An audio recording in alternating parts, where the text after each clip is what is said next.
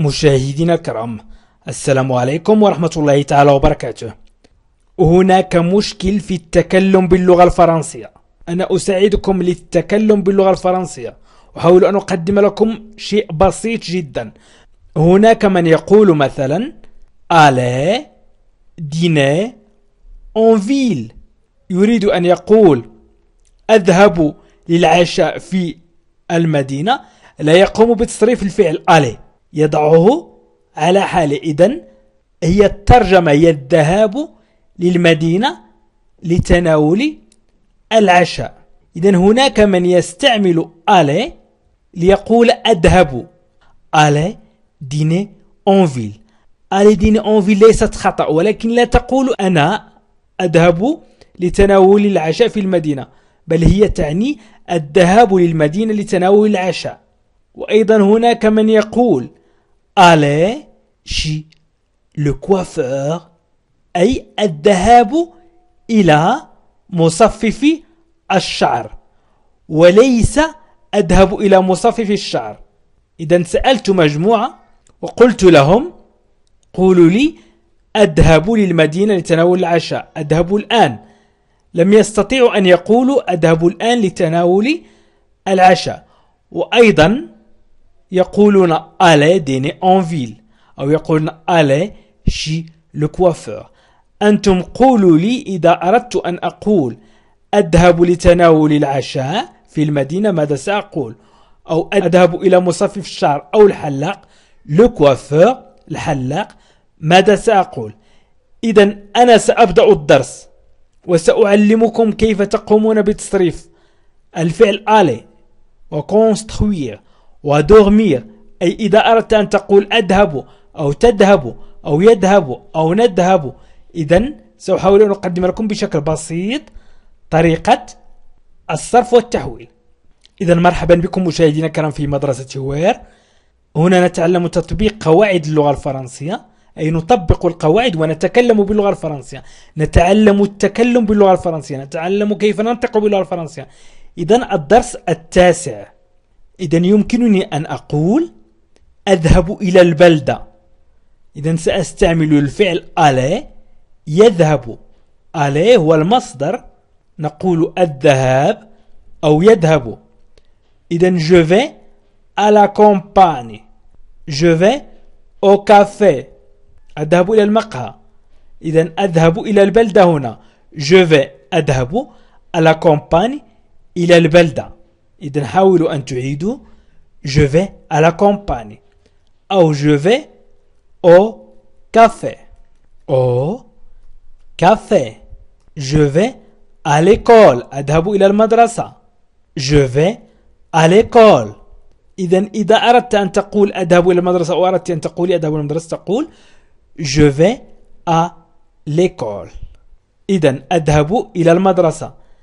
إذا أردت أو أردت أن تقولي تذهب إلى المدرسة تقول tu vas à l'école. tu vas à l'école، تذهب إلى المدرسة. tu vas à l'école، تذهب إلى المدرسة.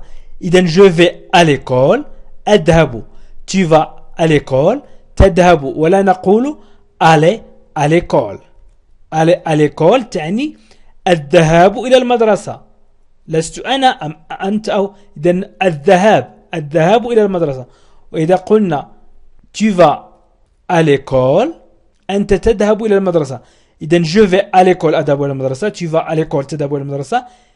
il va، إذن tu vas avec S، tu vas à l'école.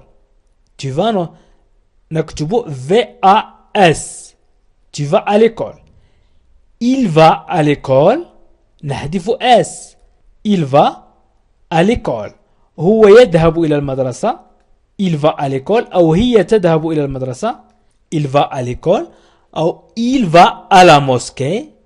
إذا أردنا أن نقول هي تذهب إلى المسجد elle va à la mosquée، elle va à la mosquée. أو يمكن أن نقول نحن نذهب nous allons à l'école، nous allons à l'école نحن نذهب إلى المدرسة. nous allons à l'école نحن نذهب إلى المدرسة. nous allons à l'école. Vous allez à l'école. Vous allez à l'école. أنتم تذهبون إلى المدرسة. Vous allez à l'école. Ils vont à l'école. الجمع ils. إذا أردنا نقول هم يذهبون إلى المدرسة نقول ils vont à l'école. إذن ils vont à l'école. هم يذهبون إلى المدرسة. يمكن أن تقول العديد من الجمل. مثلا ils vont au travail. أو je vais au travail. Je vais au travail. أذهب للعمل. Je vais au travail. أذهب للعمل. Je vais au travail. إذن عندما نريد أن نقوم بتصريف الفعل aller إلى الحاضر نقول je vais أذهب. Tu vas تذهب. Il va يذهب. Nous allons نذهب. Vous allez تذهبون. Ils vont يذهبون. إذن je vais, tu vas, il va, nous allons, vous allez, ils vont. الآن سأمر إلى construire يبني. إذن construire يبني. Je construis un hôtel. Je construis un hôtel. أبني فندق. Je construis un hôtel. أبني فندق. إذن لاحظوا أن الفعل construire لا نقوم بوضعه. لكي أقول أبني فندق لا يمكن نقول construire un hôtel. construire un hôtel هو بناء فندق. construire un hôtel إذا قلنا construire un hôtel فنحن نتكلم عن بناء فندق. وإذا قلنا je construis un hôtel أبني فندق. إذن je construis أبني. إذن قمنا بتصريف الفعل construire إلى الحاضر. نقول أيضا tu construis un hôtel. أو يمكن أن تقول tu construis ta maison. أو je construis ma maison. أو يمكن أن تقول il construit sa maison. Elle construit sa maison. يبني منزله. Il construit sa maison. يبني منزله. Il construit sa maison. أو nous construisons. إذا nous construisons ONS نضيف ONS. Nous construisons notre maison. نبني منزلنا. Notre maison. Nous construisons notre maison. Vous construisez votre maison. Vous construisez votre maison. تبنون منزلكم. Vous construisez votre maison. Ils construisent leur maison. Ils construisent leur maison. يبنون منزلهم. Ils construisent leur maison. إذن يمكن أن نقول je construis ma piscine. أبني أو أشيد ma piscine. Je construis ma piscine. إذن je construis ma piscine. أبني مسبح الخاص بي. Je construis ma piscine. Je construis ma piscine. إذن نقول je construis أبني. Je construis أبني. Tu construis تبني. Tu construis. Il construit يبني. Il construit. يبني. Nous construisons. نبني أي نحن نبني. Vous construisez. أنتم تبنون. Ils construisent. هم يبنون. Ils construisent. هم يبنون. إذن je construis. Tu construis. Il construit. Nous construisons. Vous construisez.